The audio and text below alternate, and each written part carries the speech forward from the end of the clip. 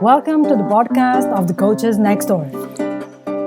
This is a podcast for self-coaching, for getting more insights about yourself, others, and the world in mind, body, emotions, behavior, patterns, and results. So, today I have someone special in this podcast. Welcome, Maida. Thank you. And special for several different reasons, of course. We have always a lot of different reasons why things are special. But I decided to invite Naida because she does something that was in my dreams when I was little, and I did it also for many years, not at the same degree. But Naida is a ballet professional dancer, and she is also a high performance coach for dancers. So let's say that we have the same dreams and the same professions, but a little bit in the other way around, right? So primarily at this moment, you are a ballet professional dancer, but you also coach.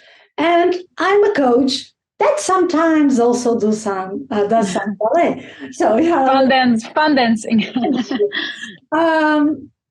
So I invite Naida because I think most part of the times people don't realize, first of all, that is a profession. So that being a ballet dancer is a profession. Second, they don't realize sometimes the length between you start and you become a professional and what it means as well.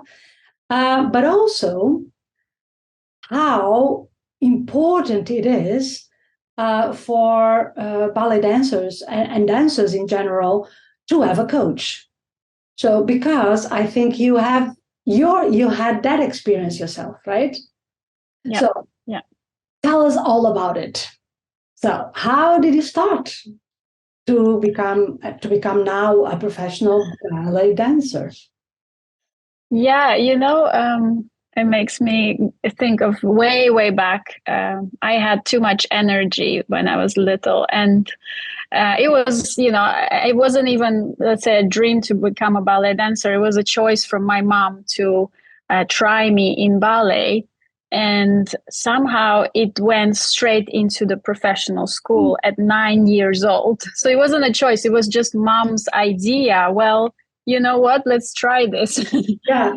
And then in, I think, a year or two, because I was good at it, and because, once you start achieving something as a child, especially, you start to feel very rewarded by what you do. And it became almost like an obsession. Before I knew it, I was so into it. It was like a full-on professional career, not yet career, but a professional dive deep into the profession at 15. I think that's what I wanted to do for sure. And I was dedicating to it 6 days a week, at least 5 hours a day.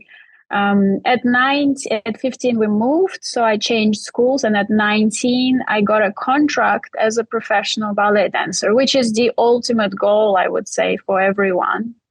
But it's a very, very difficult, tough profession to get into as a professional, as you can imagine.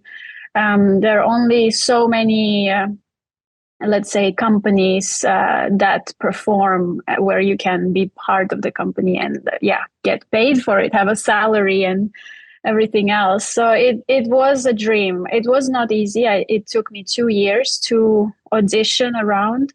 And I finally got a contract. And since then, since 19 years old, I've been dancing here with the Dutch National Ballet. This is my 15th season with the company. A lot has happened, as you can imagine. But I am very, how can I say? I worked hard for it, but big part of it is also my faith and the way my life evolved, and it took me here.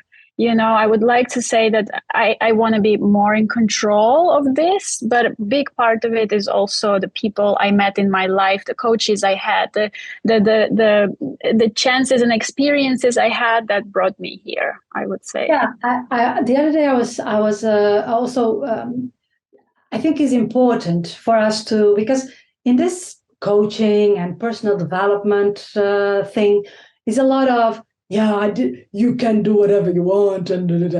And I say, yeah and no, because the context matters, right?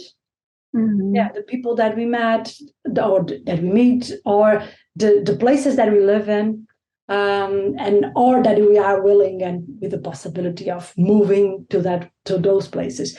So right now you are working. So just for people to have an idea, what is your schedule? Because I know that most part of the people don't have any idea. And I know, but because you told me, but how your week can look like. So, well, by contract, I work like everyone else. 40. It looks like this on the paper. It looks 40 hours a week, but it's not. It's really not. Why not? Because it's the kind of profession that demands a lot of physical, especially physical training, physical preparation. Yeah. And we have performances that start at 8:15 and end 11. We leave the building after midnight. So every week is a little different. And yes, we do get resting hours. It's funny because here they don't count the working hours. We count the resting hours. From the moment you basically come off stage, you're supposed to be resting, but that's not how things go when you're high on adrenaline. So let's say I start my work on a normal day, 10 to 6, on a performance day, 11, with a small break around 5 o'clock, a small break to eat something, and then back at 7 to be on stage at 8. But you need longer than an hour to prepare. So everyone's here. Some people don't leave the building. Some people are here 11 to midnight. Yeah. So, yeah. Now you are there, right? You are in the studio. I am in a small dressing room where actually tonight the show is happening. I'm hiding from people. Yes. But you hurt yourself. I did, yes. Unfortunately, it's not a common injury in dancers. It's my finger, of all things. When I watch my feet and my legs and my body, I hurt my finger. But I'm still trying to train because it's a new injury, so I don't know how to deal with it. I'm trying to get back on stage. Yeah. But that is the thing, is that probably no one is going to obligate you to go if you are hurt or whatever. But it's that sense of responsibility, right? That if I stop for a week, my body will probably resent from that. So you take that as a personal responsibility as well, right? Absolutely.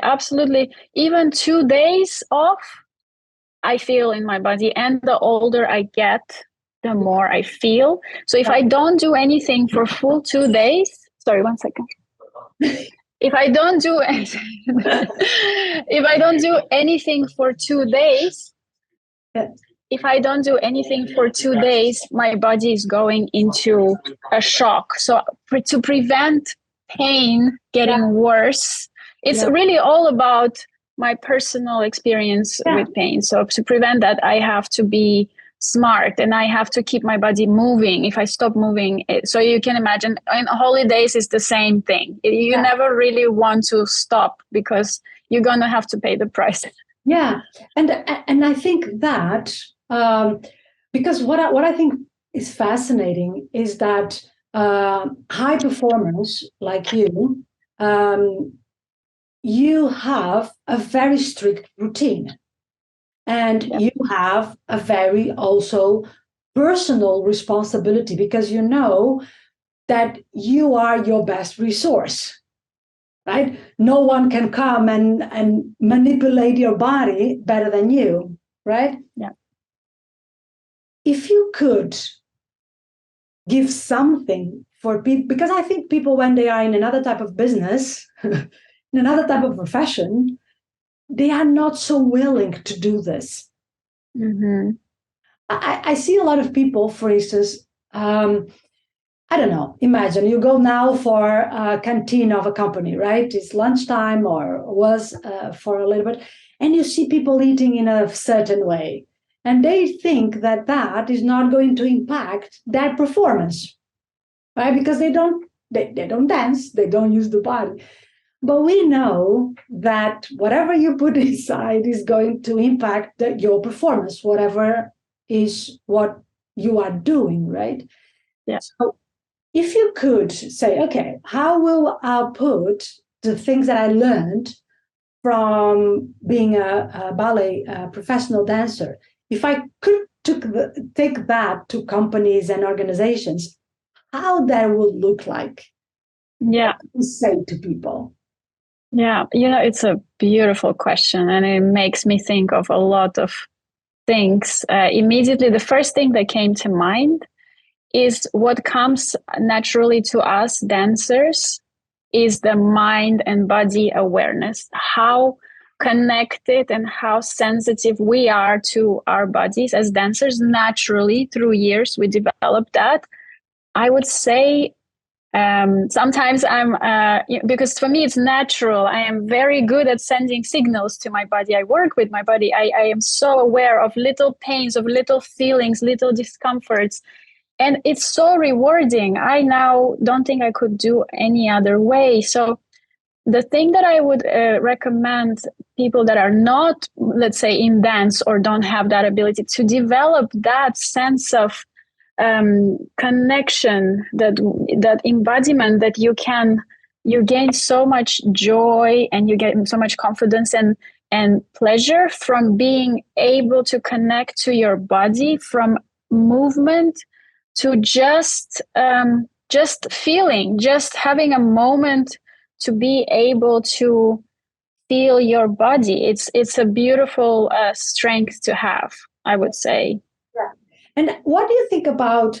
I also see a lot, and I think it's not a matter of generation. I think was always like that. We always had people that wanted to, like, they come out of the university and they're just, okay, I'm ready, And I think that is something also that, for instance, in ballet, you don't have, like,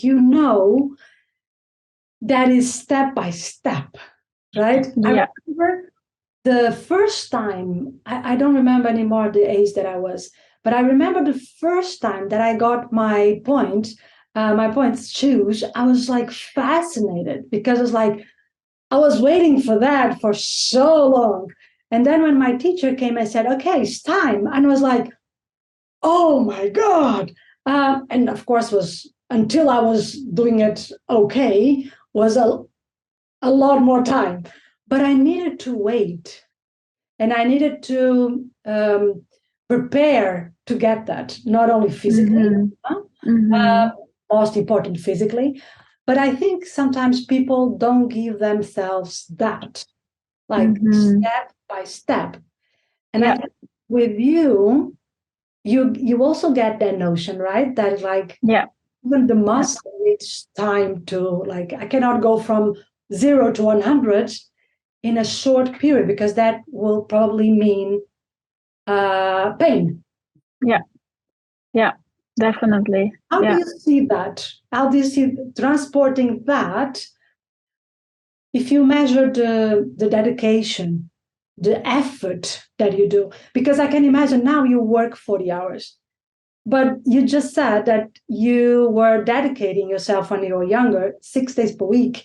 And I can't imagine that was much more than that. Yeah, absolutely. Absolutely. I of course, when I was younger, I was more fearless, like we all were. But as I'm getting older, we're 98 dancers at the National Ballet together with the junior companies, and we are all so different. And that goes for everyone. And I think the most important, as also when I coach dancers, we talk about is they have to understand there is no one size fits all. Every dancer, even though we have the same training or similar trainings, we are so unique in the way our bodies are, especially physically, that the most important way, I would say, is to be able to connect and listen to your own body and your own body's needs. It's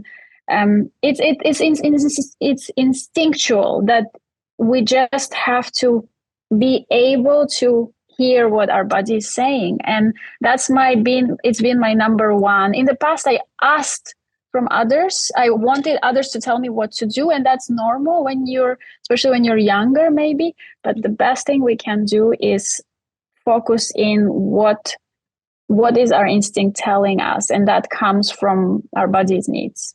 Yeah, because you are a ballet dancer, and then you also coach other dancers. Okay, yeah.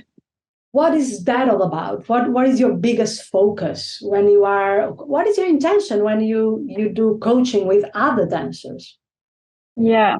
Well, for me, it all started for me, it started because I met you, and then I got so curious. Yes, you made it. You definitely opened my mind to what other ways you can dance, really. And that's when I started questioning, but does it have to be so? Because there are times when I struggle. Every dancer struggles. It's really, really challenging in many ways. Not only that physically you're exhausted and you have to push through, you have to go on stage, possibly in pain, but it's a very highly competitive world. There is a lot of judgment, and we start very young, and there is a lot of body image issues with dancers. There is just always the need to be perfect. Wow. So that creates a lot of mental struggles for dancers, and everybody is a bit different. But for me, at some point, it was so much that I was not enjoying what I was doing. And then I asked myself a question: why am I doing this? Then what's the point of torturing? Because the balance is so, it's so easy to tip into, I am doing this because I'm supposed to, or because I'm getting paid for it. But I question myself very often, but this is such a beautiful, magical, profession everyone dreams of. Why am I not enjoying it? This is when I realize, it's not just physical that we need to work on, not just the physical training, but the mindset and how we see things and how we approach things is very important. Yeah. And what type of people do you coach? What they are looking when they are meeting you, what they are looking for? Well, I would say mainly I coach now actually very different ages, some from 16, 17 to 35, 6 and 7. So very different at any stage. I think having a coach is so important. Having a different perspective is so important. Getting out of your head is so important. A lot of them lack some form of confidence to pursue things or to just even dance on stage. Sorry, live. And some just put too much pressure on themselves, so they cannot actually perform. They create stories in their head that put them in such a place that they can't even go on stage. They have so much pressure. It's not easy to dance for 1,600 people. So imagine the stress is so high. And if every night you have to go through that, there are a lot of burnouts in the dance world. They're not spoken about, but a lot of dancers struggle with that. Because it's also like you need to you call it high performance, right? And I think Mm-hmm. it's really about that, because your body needs to be in the right place, your mind needs to be in the right place, and you need to be able to express that to an audience, right? Yeah. And sometimes when sometimes people ask me, and I think that is also how I relate, not only because I did it, but because I relate with this, is that I think, for instance, when I think about me as a trainer, as a speaker, or even a Mm-hmm. coach, I consider that is also high performance, because my body also needs to be in a good shape. My mind also needs to be in a good shape. And I Yeah. need to be in an emotional state that allows me, most part of the times, to receive big problems, right? And Yeah. I think sometimes this happens with more people around the professional world. But we don't realize that we are really talking about high performance all the time, Mm-hmm. and Yeah. how to build that high performance becomes, let's say, the most important thing, right? Yeah. Yeah. It's what you mentioned before. Um, all these things that, like for me to go on stage, imagine I need to have the perfect shoes. My legs need to be good, like rested. I have to take my protein. I have to time with something that will give me energy for the time that I'm on stage. Everything. I have to sleep the night before. I don't walk too much. Everything is a Yeah, step towards, and it is the same for everyone. yeah. The other It's day what. I saw a photo from you warming up with a hair Yeah. dryer your feet, right? Yeah. Yeah, we develop this kind of rituals that every dancer has something crazy like that they need to do in order to get. I'm so used to it now. My feet don't warm up without the hair dryer because Yeah, yeah, they don't know yeah. any other. Yeah. Yeah, but that is the thing, is that why do you think that people don't do that in normal life? You know what I mean? In like, why people don't take that type of things?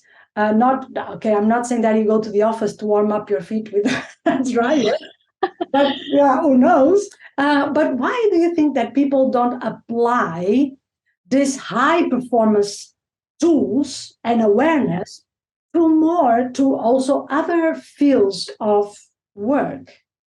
Yeah. Why do you think that this doesn't pass, stays in a very restrict group? Well, two things that I can think of. Hmm. Not enough pressure because because here, well, the way we operate is under a lot of pressure. Good one. You have to go on stage, you have to show yourself well. If not, it's Yeah, your casting, your roles for for the whole season are dependent on it. yeah, One. Two is maybe they didn't experience the effect of it. If you yeah, never experience what it can give you, you don't know what you're missing out on. Do you yeah, know what I mean? Like, yeah, because, like, yeah, for example, I found this great pre-workout amino acid. It's a protein that I tried, and it's supposed to recover you very quickly. And because of the way I dance, it gives me a nice boost of energy, but also recovery. When I should be crashing with my legs and my energy, I feel fresh. yeah, And I discovered it, and I'm like, whoa. So it's that kind of feeling. I'm like, why didn't I discover it before? exactly. Why didn't I know about this before? It's almost like you need to try things. You need to feel what it can give you, and that will motivate you to always pursue this. Yeah, yeah, good points. But I think the 2 points are really, really amazing. But that's true. Like, I think that, for instance, like you said, every night for you is an evaluation, right? Yep. And I Yep. think sometimes people don't think about that, and they think, oh, I have an evaluation, I don't know, one time per year, and Yeah. that's it. But for you, and for your colleagues, of course, is every night is a point of evaluation. You are performing, right? That Yeah. pressure of, I will not call it pressure. of course, for some people can become a pressure, right? But if you are doing this in a good mindset, you are just taking care of your own performance, right? And then another thing that is said that I think is really relevant is that people never felt the impact of doing those things and saying, oh wow, like you said, like, oh wow, I didn't did this before, right? Yeah. What will be your two tips? Okay, one tip for normal people, normal people, and a tip for ballet dancers that maybe are struggling or maybe are not feeling so fit. So, what will be your best tip for people that are just common life and people that are also dancers? A tip for something specific or just in general? Just in general.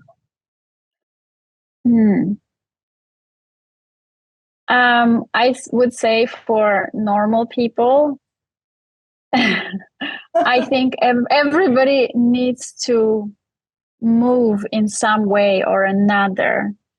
There is so much beauty, there's so much happiness that movement generates. I encourage everyone to find a way they can express through movement their feelings, their stress, whatever it has. Movement is such an amazing boost of endorphins and happiness and joy and health and confidence. Huge boost of confidence just through movement, or a form of meditation. Sometimes that's what I also used to teach. I tell people when they come to take my classes, where I taught classes, I would say, try to disconnect, try to take this class as a form of meditation.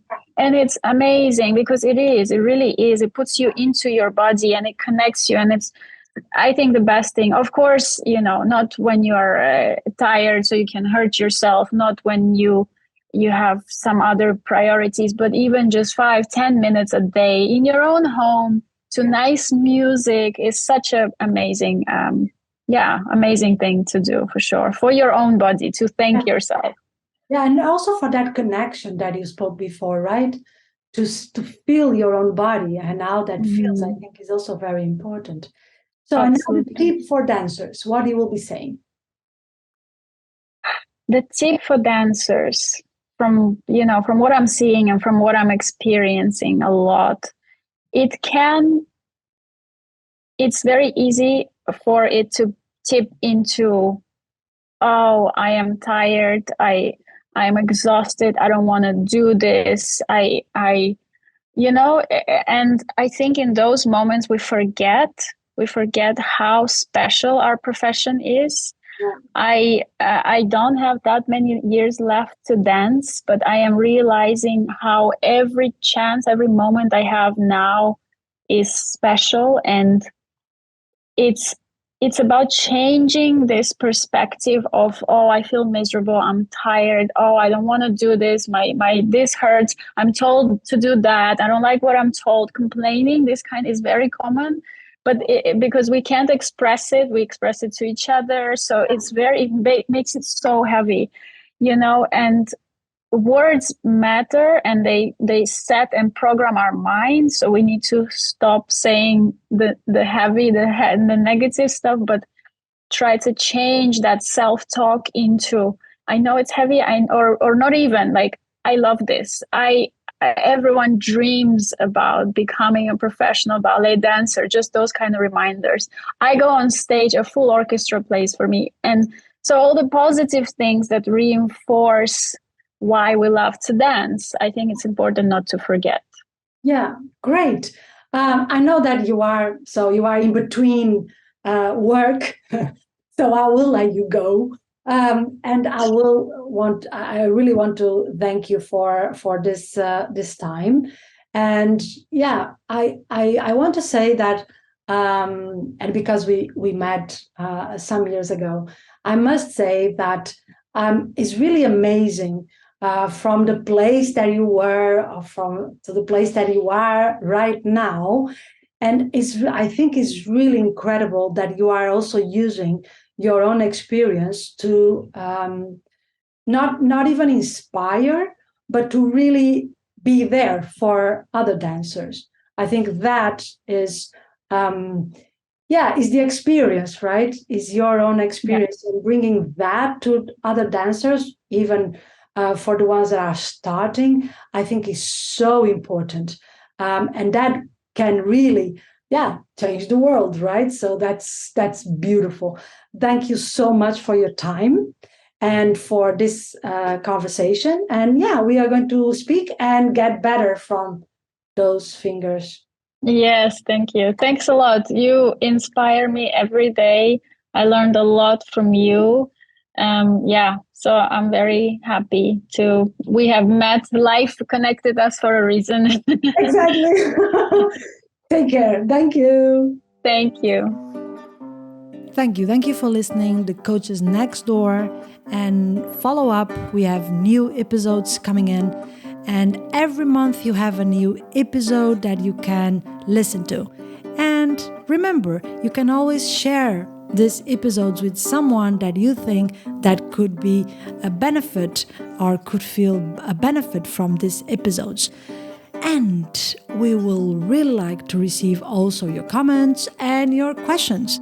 And if you want me to talk about something in particular that will fit you or your needs or your curiosities, please reach out by email, by a message, by a comment. I'm pretty sure you will find your way.